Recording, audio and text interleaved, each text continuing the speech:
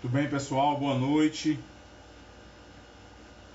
Boa noite a quem já está com a gente aqui no começo dessa live de hoje, nossa primeira quinta jurídica. E a gente vai aqui cumprimentando o pessoal que foi entrando, e quem não puder assistir agora vai poder ver na nossa página posteriormente, né? Vai ficar aí publicado na nossa página. Hoje é dia 8 de setembro de 2022, às 19 horas e 1 minuto, né? Pontual e britanicamente falando. Hoje, dia que faleceu a Rainha Elizabeth II, né? Rainha da Inglaterra. E passou 70 anos no seu reinado, 15 primeiros ministros passaram por ela, né? Muitos outros reinos caíram, o mundo se revolucionou, mudou muito, e ela pôde testemunhar tudo isso com a resiliência que lhe era peculiar.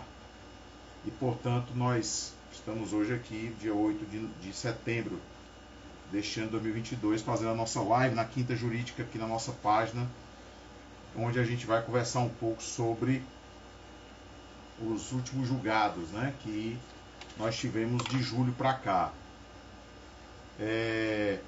Primeiramente, eu queria registrar aqui, pedir até perdão, desculpa aqui aos meus seguidores, né, porque nos últimos meses realmente eu não tenho publicado, eu não publiquei, não interagi com vocês, mas não foi por falta de vontade minha, mas eu tive de licença médica para fazer cirurgias oftalmológicas e acabou que eu fiquei impossibilitado de interagir com vocês, tá certo? Mas desde ontem que eu já retomei, né, as atividades, e aí a gente sempre vai estar aqui juntos falando, fazendo as lives, as publicações, não só sobre aspectos jurídicos, mas também sobre aspectos da vida, né, dos concursos públicos, das metas, dos desafios, das dificuldades, dando dicas, sugestões como vencê-los e assim por diante. E, portanto, nós estamos aqui hoje, desde ontem e hoje, nessa live, retomando esse contato com vocês, né, que nos acompanham aqui nas nossas mídias sociais.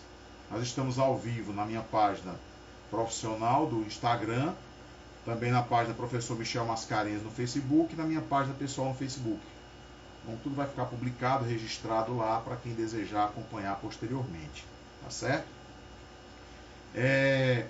O intuito dessa quinta jurídica é da gente poder discutir assuntos relacionados ao direito e ir pontuando, né? Assuntos que forem pertinentes, que forem surgindo, e quem sabe poderá ser o dia da gente colocar aulas, né, de processo penal e de outras matérias que a gente venha preparar para colocar aqui para vocês. Eu espero que vocês que estejam aqui nos acompanhando estejam firmes aí nos estudos, firmes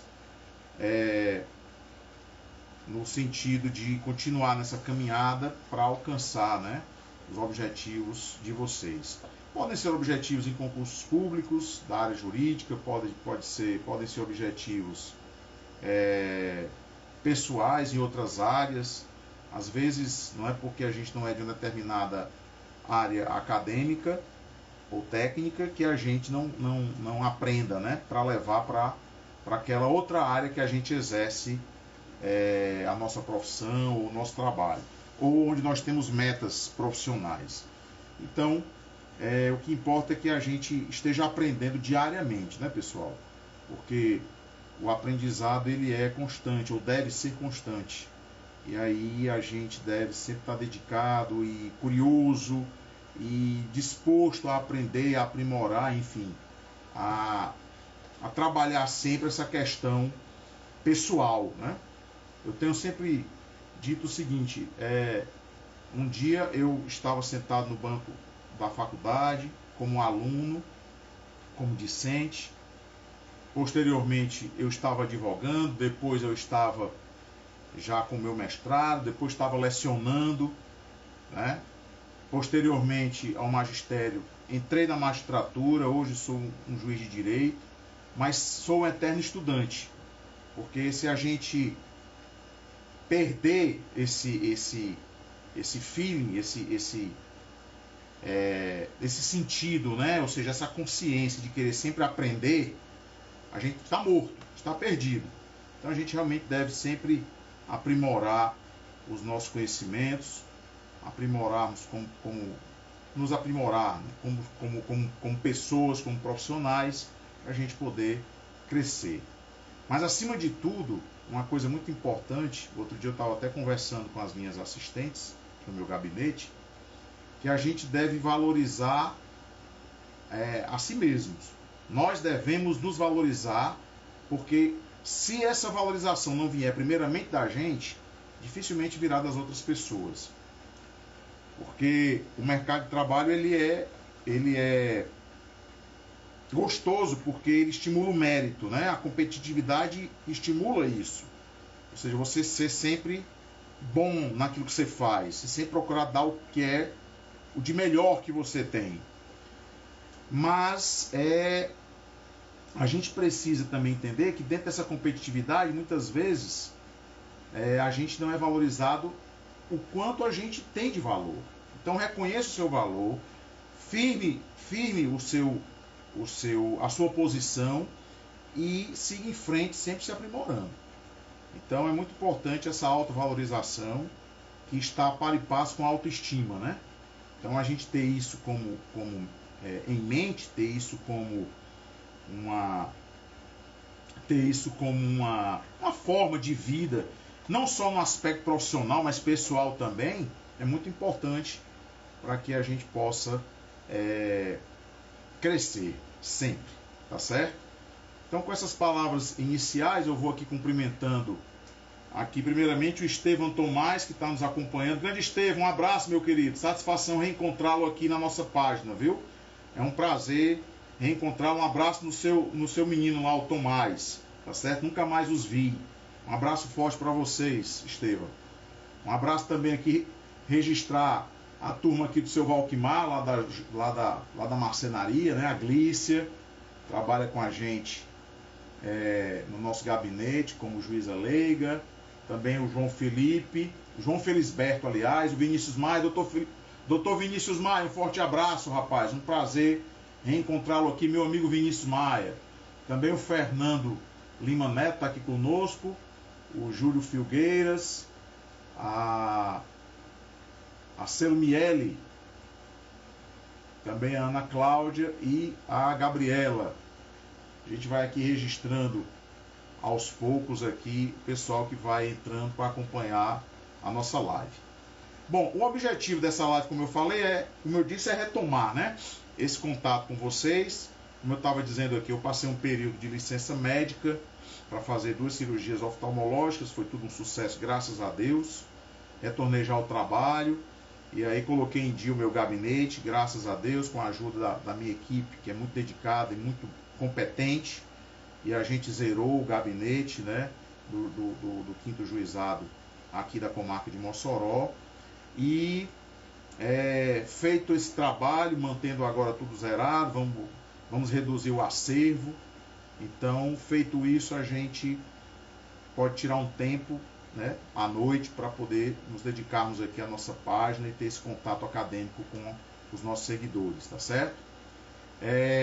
Eu quero dizer aqui que o outro objetivo também, além de retomarmos o nosso contato, é o de iniciarmos essa primeira quinta jurídica, né? Que é o objetivo da gente firmar um dia para fazer essa live, e a gente, não sei se vai ser toda quinta-feira, também para não ficar muito cansativo, mas vamos sempre estar aqui alimentando e marcando essas lives para termos esse contato ao vivo com vocês, tá bom? Podem mandar as perguntas que vocês quiserem aí, a gente vai aqui debatendo, vamos conversando. Esse bate-papo é um bate-papo que a gente vai manter aqui com vocês. E também, além de inaugurar esse dentro dessa quinta jurídica, aqui na nossa página, é a questão também da gente, dentro dela, discutirmos, como eu havia dito, assuntos relacionados ao direito, os últimos julgados, né? Para quem está estudando para concurso, isso é muito importante, fazer umas anotaçõezinhas, ainda que básicas, para no dia da prova lembrar, né? Às vezes uma questãozinha, um julgado mata uma questão, e às vezes uma questão representa a sua aprovação ou passagem de fase ou não. Então é muito importante estar atento, né? Estar atento a esses julgados. Então o objetivo da Quinta Jurídica é esse. Na semana que vem a gente vai estar numa live na quarta-feira, certo? Quarta, dia 14, né? 14 de setembro. Nós vamos estar fazendo uma live com o Dr. Henrique Baltazar, que é o juiz titular da Vara de Execuções Penais de Natal, Rio Grande do Norte, aqui no Rio Grande do Norte. Meu grande amigo, aprendo muito com ele, uma pessoa extremamente competente, dedicada e trabalhadora. E o Henrique Baltazar vai falar aqui conosco, vamos debater um pouco, conversarmos um pouco sobre as alterações que a lei do pacote anticrime promoveu em relação à lei de execuções penais e alterações práticas, né, em relação à execução penal. Eu fui professor de execução penal na Universidade Federal do Ceará por alguns anos e depois que eu entrei na magistratura, na verdade eu já sabia disso, mas quando a gente entra a gente vê isso mais de perto, né, que a LEP é uma grande teoria. E a prática na execução penal, ela é algo muito mais latente, muito mais presente, tá certo? E o domínio dessa prática, ela é muito importante nesse lado da execução penal. E aí nós vamos estar conversando sobre esses assuntos. É um tema bem palpitante, porque a execução penal é muito específico, não é fácil, tá? Mas para quem está estudando para concurso, vai fixar muitas informações importantes que vai lhe ajudar na sua caminhada aí, tá bom? Hoje eu não vou me esticar muito nessa live para ela não se tornar cansativa. Vamos tratar aqui de alguns julgados, tá certo?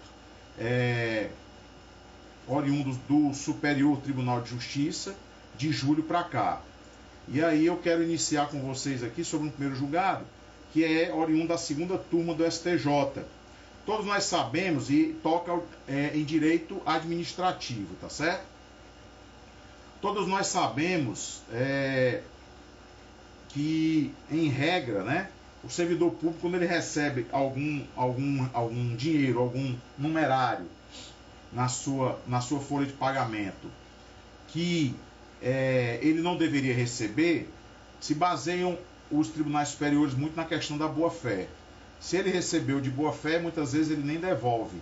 Se ele recebeu de má-fé, ele tem que devolver. Ou se não era devido, também tem que devolver. Bom, o fato é que é mais ou menos essa a linha que os tribunais superiores seguem. Já esse julgado da segunda turma do STJ, que foi agora de maio de 2022, né, que foi publicado nos informativos a partir de julho, diz aqui o seguinte, que esse aqui trata de quando o servidor público ele recebe algum numerário com base em decisão judicial precária. O que é uma decisão judicial precária? Uma decisão judicial precária é aquela que ainda está passível de ser reformada. Ou seja, é aquela que se você recebeu com base numa liminar, ou se você recebeu com base numa decisão ou numa sentença que ainda caiu a recurso, tá certo? Você ainda não tem uma decisão definitiva. O STJ entendeu o seguinte, que quando o servidor público ele recebe valores com base nesse tipo de decisão judicial, ou seja, precária, não há como se admitir a boa-fé, tá certo? Porque a administração não gerou nenhuma falsa expectativa nele de receber esse numerário. Sendo assim, cabe o dever de restituição desse valor que foi recebido com base na decisão judicial precária. Essa decisão é da segunda turma, no agravo, no recurso especial de número 1711065 do Rio de Janeiro, tá? Então é uma matéria importante aí para concurso público, né? Cheira muito uma questãozinha objetiva, tá certo? Ou mesmo numa segunda fase, né? Numa questão, numa prova escrita, tá certo? Para você desenvolver acerca desse assunto. Outro tema, aí toca em direito civil, em questão de posse, né? Então essa decisão já é da primeira turma do STJ, onde ela trata da seguinte situação: quando a pessoa ela comprou um imóvel financiado tá? Ela parou de pagar esse imóvel, o credor hipotecário tem o direito de executar extrajudicialmente, inclusive, né, com base em título executivo extrajudicial, essa dívida, e não sendo paga a dívida, não sendo colocado em dia o contrato, no caso, o credor pode requerer o leilão do bem. E requerido o leilão do bem, iniciadas as providências relativas ao leilão, tá certo? Nós temos aí a possibilidade que, se o devedor continuar dentro do imóvel, ele estará caracterizado a posse de má-fé.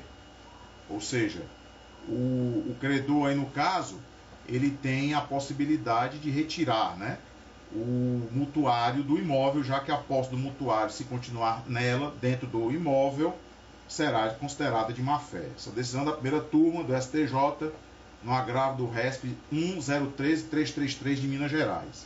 Registrar aqui a presença do meu ilustre professor e meu amigo, Dr. Antônio Dantas.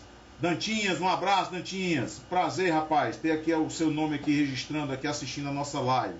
Nunca mais a gente se encontrou, né? Vamos marcar para tomar um cafezinho, bater um papo, colocar os assuntos em dia. Um abraço, doutor Dantas, meu ilustre professor.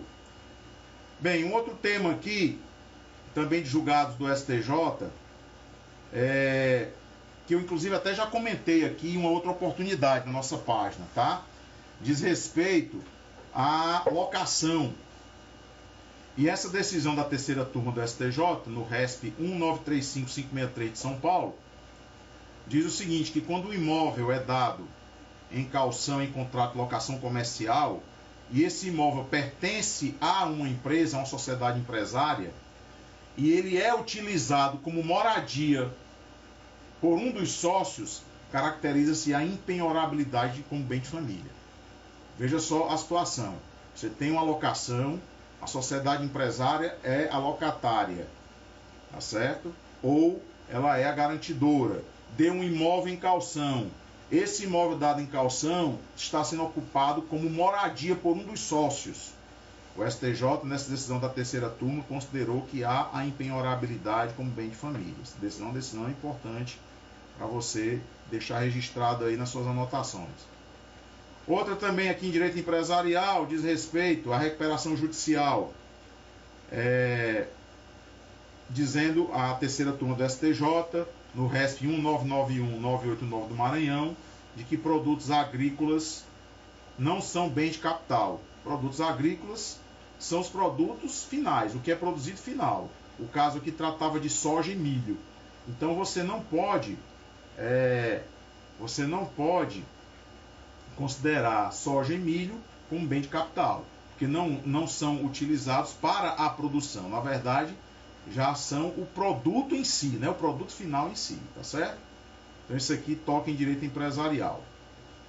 Seguindo aqui para a questão processual, direito processual.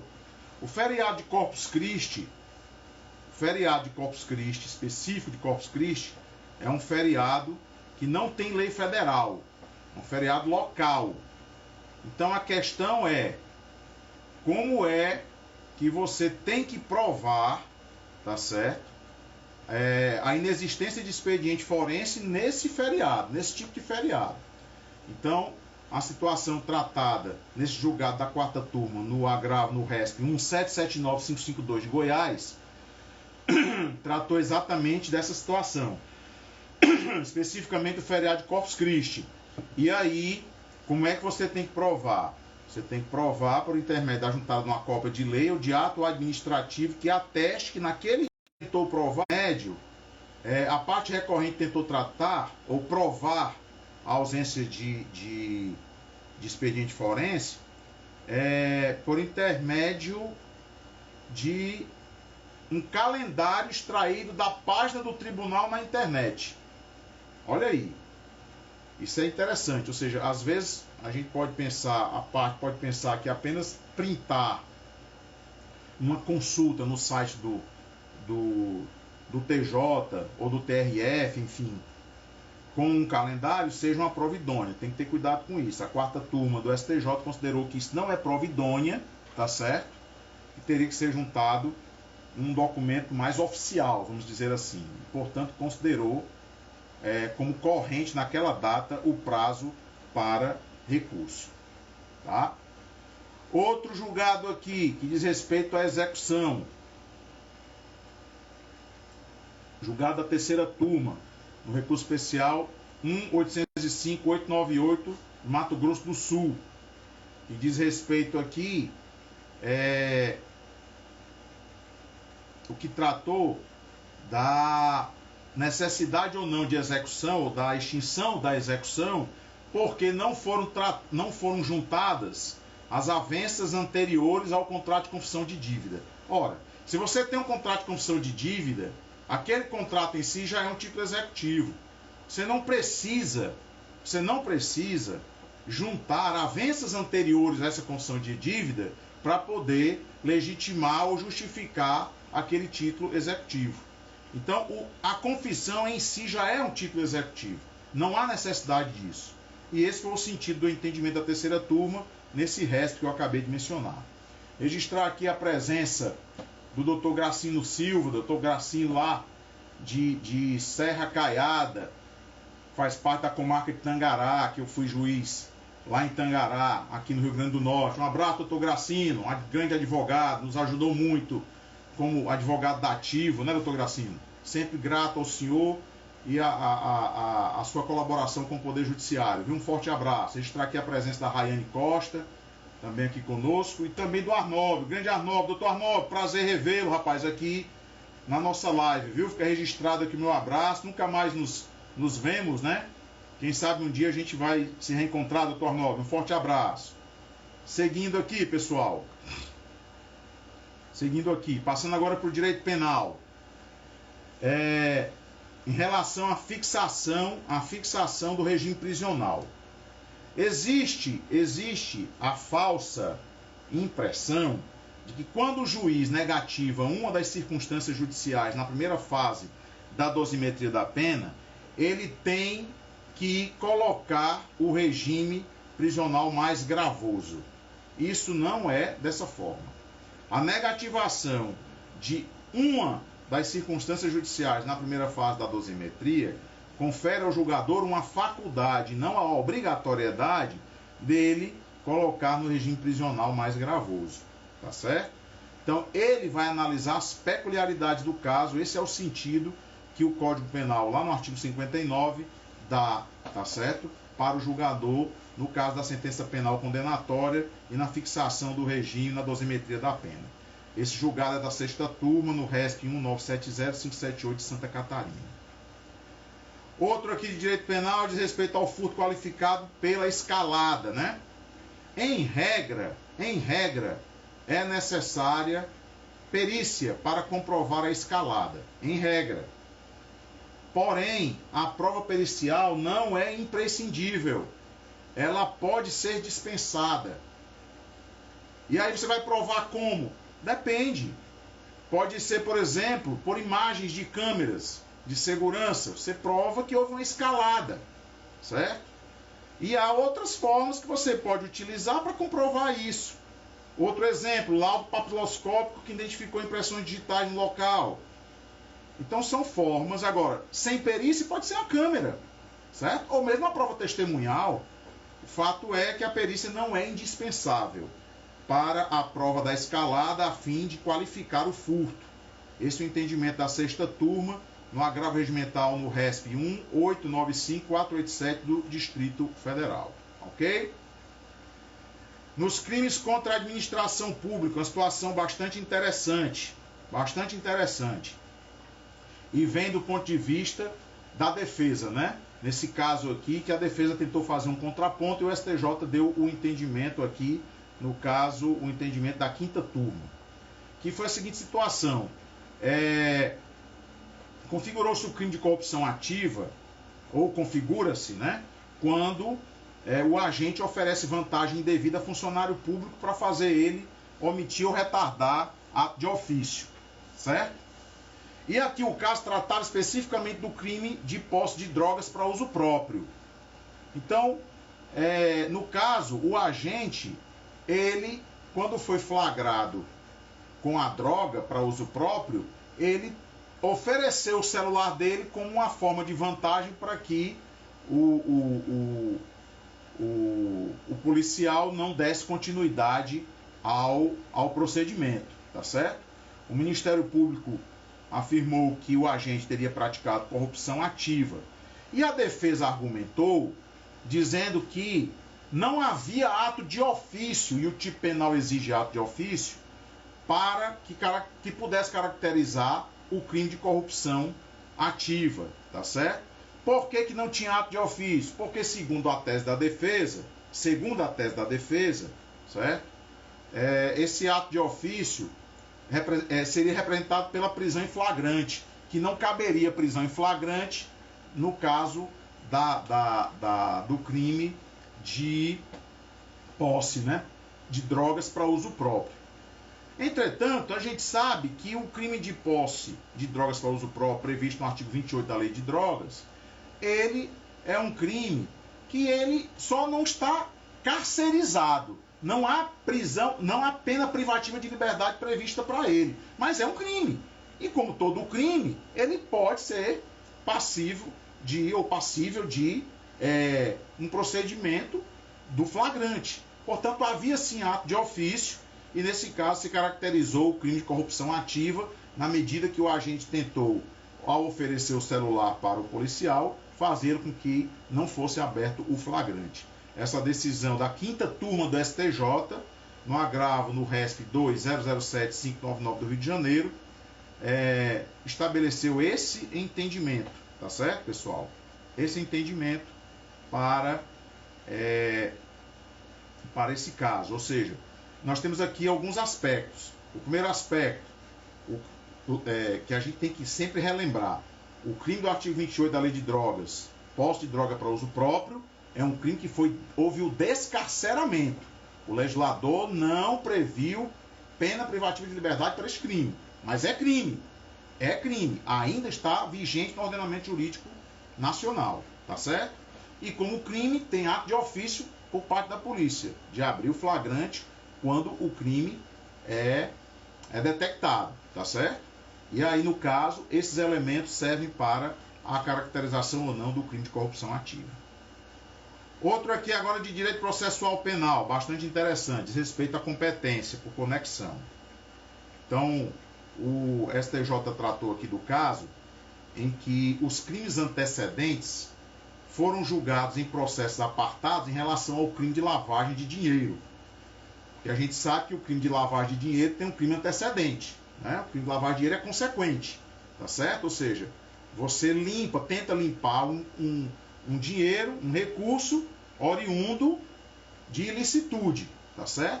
Então, nesse caso, existe o crime antecedente e o crime de lavagem de dinheiro, que é posterior. A questão enfrentada aqui pela 5ª turma, no recurso em habeas corpus, no habeas corpus 157077 São Paulo, tá certo? Da 5ª turma do STJ,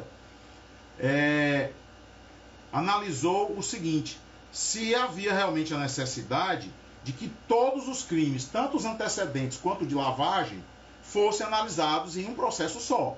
E o STJ entendeu que não há problema nenhum que os crimes antecedentes sejam julgados em processos apartados.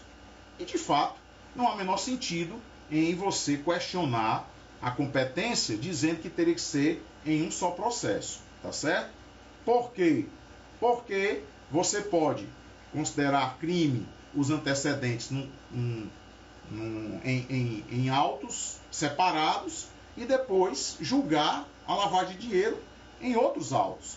E você, inclusive, pode usar como prova emprestada. Não há nenhuma vedação nisso, nenhum impeditivo e nenhuma causa de nulidade. Então, o STJ, nessa decisão no recurso em habeas corpus, tá certo? Que eu já mencionei aqui o número, decidiu dessa forma, de que não havia nenhum problema e nenhuma vedação, nem nulidade, nem incompetência por conta disso. Ainda aqui no direito processual penal, aí nós temos aquele julgado, né, que já foi bastante divulgado também, que é a questão das provas, da atitude suspeita para fins de busca pessoal, né? Então, o que o STJ entendeu, por intermédio da sexta turma, no recurso em habeas corpus de número 158.580 da Bahia, é no sentido de que a mera atitude suspeita genérica não é justificativa para uma busca pessoal lícita. É necessário que exista uma fundada suspeita, uma justa causa, que pode ser explicada no procedimento, tá certo? Para que torne essa busca pessoal ou mesmo domiciliar lícita. O que não pode é apenas uma rotina, uma praxe de eu desconfio que fulano está com droga e eu vou lá fazer uma busca nele. Porque a gente tem que entender que esse tipo de busca, realizadas de ofício, né, pela autoridade policial, pelos policiais em geral, elas não têm um mandado. Em geral, não tem um mandado judicial prévio, né, autorizando. E, portanto, é preciso que haja uma fundada, olha a qualificadora da suspeita, uma fundada suspeita, uma justa causa efetiva, tá certo? Para que essa busca pessoal feita sem um mandado judicial seja válida, ok? E por fim, nessa sequência aqui de julgados, também no direito processual penal, nós temos aqui um entendimento que é muito interessante e eu ouvi muito pouco falar dele. E é importante que vocês aí que estão estudando para concurso e os advogados no dia a dia, enfim, nós, né, que estamos no dia a dia forense, a gente tenha cuidado. O magistrado, em medidas cautelares pessoais, tá certo? Depois que ele é provocado, ele não está vinculado ao que pediu o Ministério Público ou a autoridade policial, ou mesmo pelo ofendido, tá certo?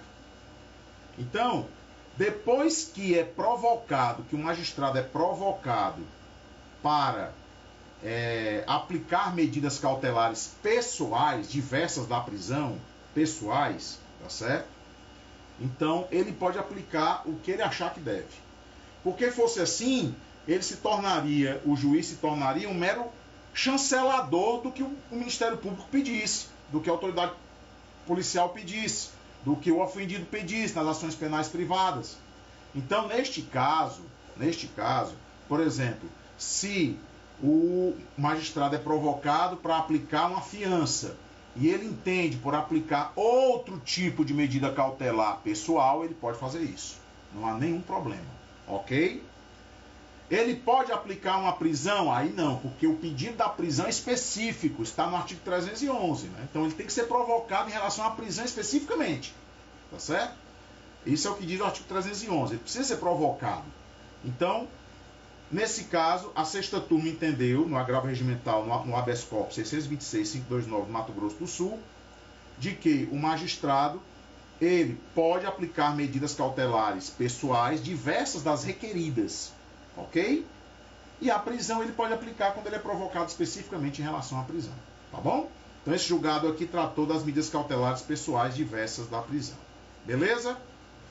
Vamos em frente, pessoal. Se quiserem mandar alguma pergunta, é só digitarem aí, viu? Que a gente vai comentando aqui. Será um prazer a gente debater. Voltando aqui para o direito administrativo. Aliás, administrativo não. Improbidade administrativa especificamente falando, né? Então esse julgado já é da primeira sessão do STJ, no RESP 1.913.638 do Maranhão, onde a conclusão, o entendimento do Superior Tribunal de Justiça foi no sentido de que a contratação de servidores públicos temporários, sem concurso público no caso, baseado em legislação local, não configura ato de improbidade, tá certo? Isso é até uma questão meio lógica, né? Ou seja, se você tem uma lei que autoriza a contratação pelo gestor público de pessoas sem concurso público, tá certo? Ainda que de modo temporário, e ele está autorizado por lei local, o ato de improbidade em si, tá certo? Que requer a subjetividade, fica afastado, ok? Então isso está aqui na decisão que eu já mencionei da primeira sessão do STJ. Sigamos em frente aqui. Indo agora para o direito civil. Em relação aos direitos reais, aqui, incorporação imobiliária, também muito interessante.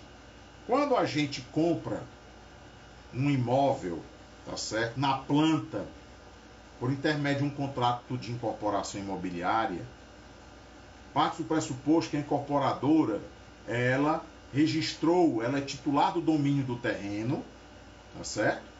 E ela registrou o memorial em cartório, na serventia, ou seja, no registro de imóveis, ok? Aí você compra esse apartamento na planta, né? A pessoa compra. E aí a incorporadora não entrega, descumpre um contrato. O que é que geralmente os promitentes compradores costumam fazer? Costumam pedir a adjudicação compulsória do imóvel. Vão a juízo e pedem o quê? Que o judiciário determine que o imóvel seja entregue a ele. Certo? Nesse caso, a terceira turma, no RESP 1770095 do Distrito Federal, entendeu que quando a incorporadora, se a incorporadora não for a titular do terreno e não tiver registrado o memorial no registro de imóveis, então não cabe a adjudicação compulsória. Também é uma obviedade. Por quê? Porque se ela não tem o domínio do terreno, como é que ela vai entregar um imóvel encravado num terreno que não é dela? Certo? Então por isso que tem que ter muito cuidado. Comprar imóvel financiado em planta, essas coisas, é um perigo. Eu costumo brincar dizendo que comprar imóvel em planta eu não compro porque eu não sou agrônomo, né? Eu não trabalho com plantas, tá certo? Eu brinco geralmente com isso, né? Fazendo um trocadilho com a palavra planta, porque é muito perigoso, mas acontece e está no dia a dia de todo mundo isso daí. Então o fato é, se você vai fazer esse tipo de contrato, analise todos esses aspectos, né? Tem que ser analisado. Pois bem, o STJ então entendeu que não cabe a adjudicação compulsória. E vai acontecer o quê? Vai resolver em perdas e danos.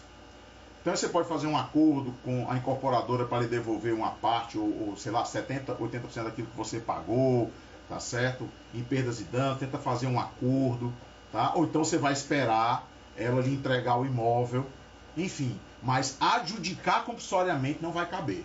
Esse foi o entendimento do STJ na terceira turma por intermédio deste julgado, ok?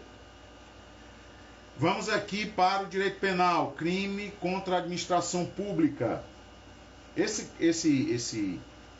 crime aqui é o do artigo 327, a causa de aumento do artigo 327, parágrafo 2º do Código Penal. Tá? Essa causa de aumento diz respeito a quando o autor do crime for ocupante de cargo em comissão ou de função de direção ou assessoramento de órgão da administração direta ou indireta, ok? Então ele exerce um cargo em comissão ou de função de direção ou de assessoramento. Neste caso aqui, o acusado ocupava o cargo de desembargador. E aí a questão que chegou para o STJ foi o quê? Vai caber esse aumento, né? Esse aumento da pena específica, essa causa específica de aumento da pena para este caso? O STJ, a Corte Especial, no agravo regimental, na ação penal de 970 do Distrito Federal, entendeu que não, porque o simples fato de ser ocupante do cargo de desembargador não se enquadra no tipo da causa de aumento, porque ele não é obrigatoriamente um cargo de direção, tá certo? Então o STJ afastou esta causa de aumento da pena. Em relação à lei de drogas, seguindo aqui, né, para outro tema, mas ainda em direito penal.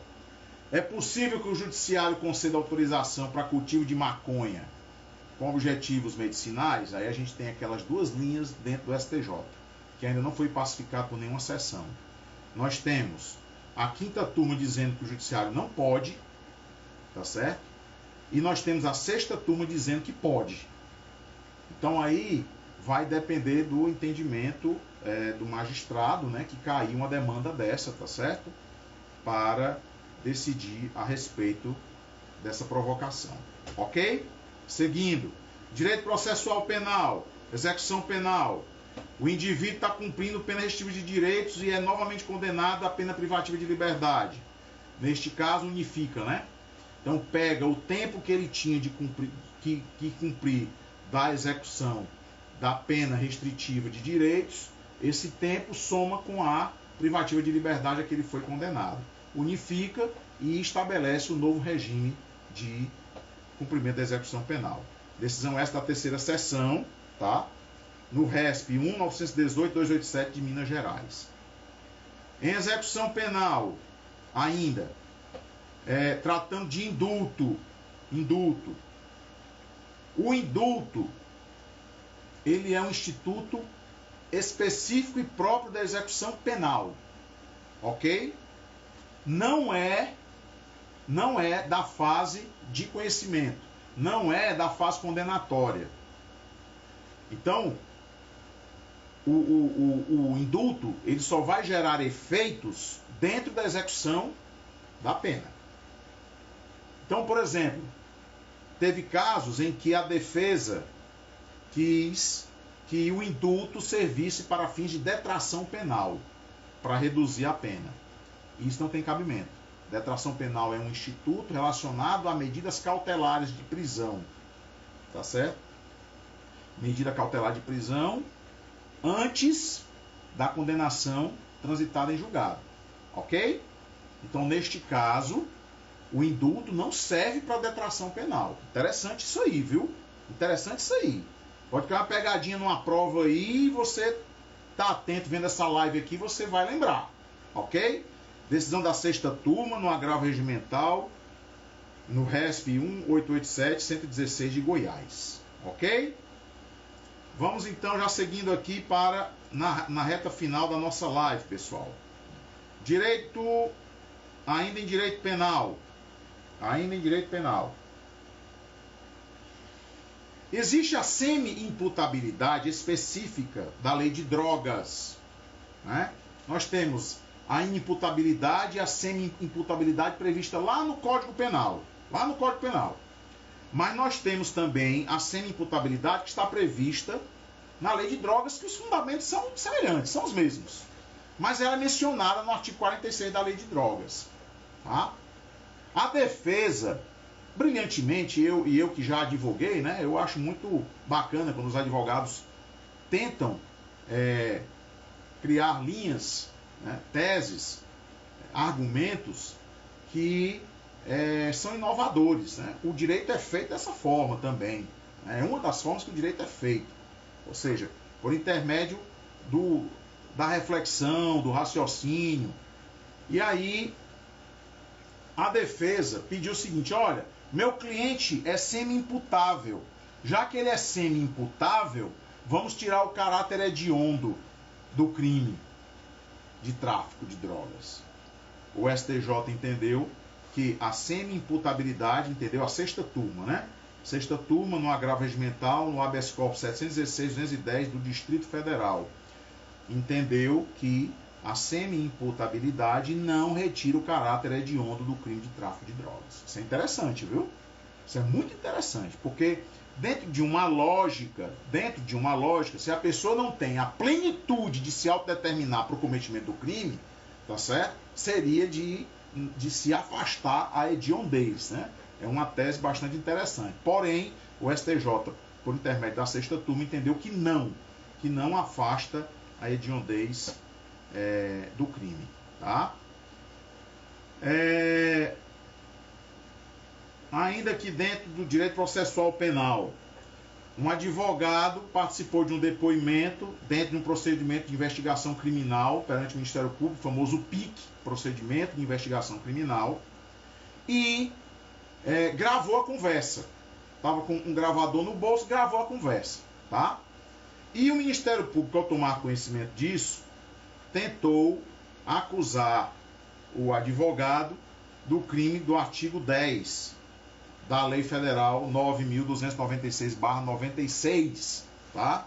Que constitui crime realizar interceptação de comunicações telefônicas, de informática ou telemática, promover escuta ambiental ou quebrar segredo de justiça sem autorização judicial ou com objetivos não autorizados em lei. Então, neste caso aqui, o STJ não concordou com o Ministério Público, não entendeu que havia o crime previsto no artigo 10, que o advogado não praticou esse crime, ok? E, portanto, determinou o trancamento do PIC, que é o procedimento de investigação criminal que corre no âmbito do Ministério Público. Essa decisão foi da 5ª turma, no habeas corpus 662-690 do Rio de Janeiro, ok? Sigamos em frente aqui, pessoal, e está encerrada a nossa live.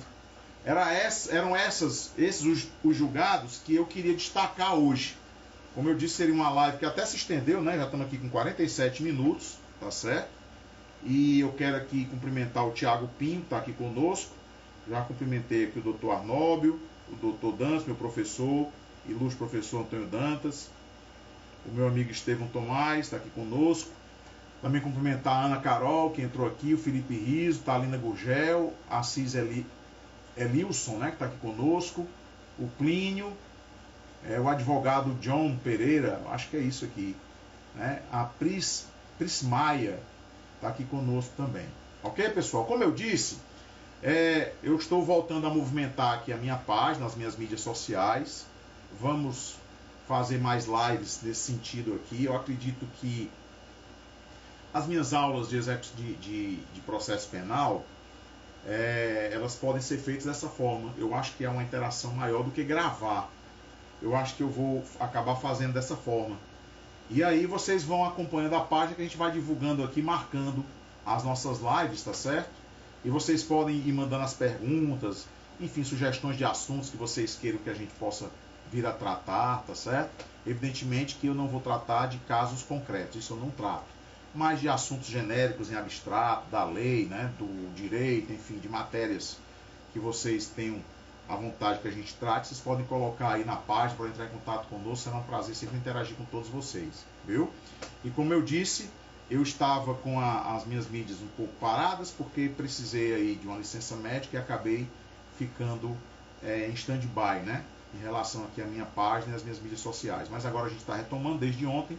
E na quarta-feira que vem, a gente vai fazer uma live com o Dr. Henrique Baltazar, juiz aqui do Rio Grande do Norte, meu grande amigo, pessoa competente, competentíssima, tá certo? Uma referência no país em relação à execução penal, onde nós vamos tratar das alterações da LEP e questões práticas trazidas sobre a execução penal pelo pacote anticrime, né? O Dr. Henrique é uma pessoa extremamente preparada, titular da Vara de Execução Penal de Natal, tá bom? Então, quarta-feira que vem a gente vai se encontrar aqui, eu vou começar a colocar aqui para que vocês possam não esquecer e irem agendando, tanto no Facebook quanto... Eu não sei se eu vou conseguir fazer no Facebook, porque depende dele, né? Como não sou somente eu não vou garantir que vai estar no Facebook, mas no Instagram estará, porque não é todo mundo que manja muito essas questões midiáticas, né? Aqui das mídias sociais, tá? Eu não sei se o Dr. Henrique Baltazar tem alguma dificuldade em relação para a gente fazer também no Facebook aqui simultaneamente. Se não fizermos, vamos estar no Instagram, tá legal? E a gente vai colocando essa live aqui para vocês, ok? E aí na quinta, também da semana que vem, a gente faz outra quinta jurídica dessa com mais julgados, né? Recentes do Superior Tribunal de Justiça, tá bom? Se não fizermos na próxima quinta, já que teremos a live na quarta, com o Dr. Henrique Baltazar, a gente faz na quinta seguinte, ou seja, em vez de ser na quinta hoje são 8, né? Então, em vez de ser na quinta dia 15, seria na quinta dia 22. Então, a gente faz a live do Dr. Henrique Baltazar no dia 14 e uma quinta jurídica no dia 22, tá bom? Eu acredito que fique melhor dessa forma. E aí pode ser julgados ou pode ser a primeira aula que eu possa aqui registrar em live para vocês de direito processual penal e outras matérias que a gente for vendo que tem pertinência, né, para a gente trabalhar. Um abraço aqui ao professor Átila de Oliveira, que entrou agora aqui conosco, tá certo? Eu agradeço, está encerrada então essa live e até quarta-feira da semana que vem. Valeu? Um abraço, pessoal, tudo de bom.